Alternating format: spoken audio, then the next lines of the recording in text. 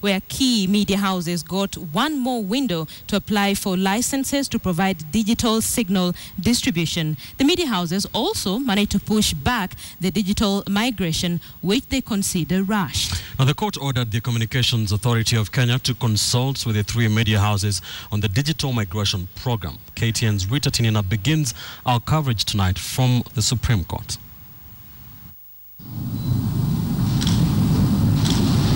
With tomorrow's digital migration deadline, the ruling by the highest court in the land was highly anticipated. All 7 judges of the Supreme Court were on time for the big date, with media houses, the Standard Group, the Nation Media Group, Royal Media Services, the Communications Authority, Signal Distribution Companies, Signet and Pan-African Network Group, and pay TV companies Star Times and Go TV. Local media houses, the Standard Group, Nation Media Group and Royal Media Services, which were locked out of the procurement of signal distribution licenses on what the court termed as a technicality, were challenging the issuance of signal distribution licenses to Pang and Signet by the Communications Authority. And the Chief Justice, in his portion of the ruling, had no kind words for the regulator. That CCK was operating as if the Constitution did not exist.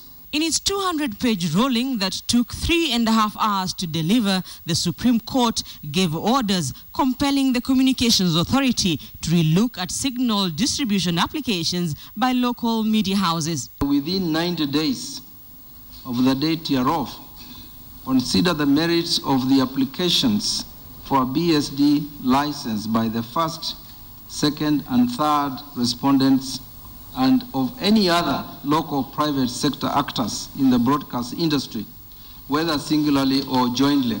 And media houses will now have a say in the deadline for migration to the digital platform.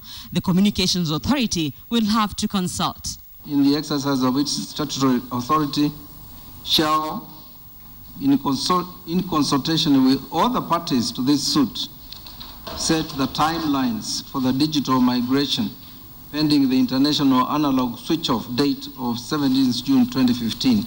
The Communications Authority, the court ruled, will also have to ensure that the signal distribution license issued to Pang is strictly according to the law.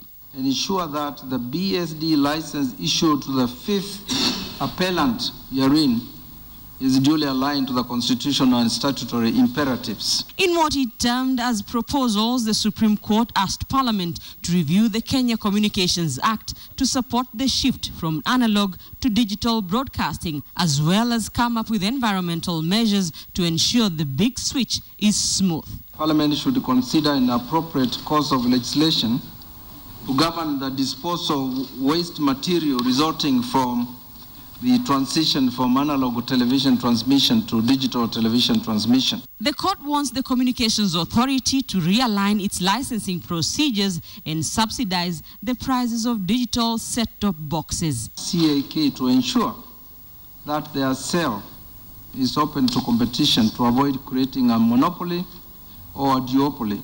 It is a temporary reprieve for local media houses, which will in the next 3 months get another shot at acquiring BSD licenses, even as lawyers get down to studying the finer details of the ruling.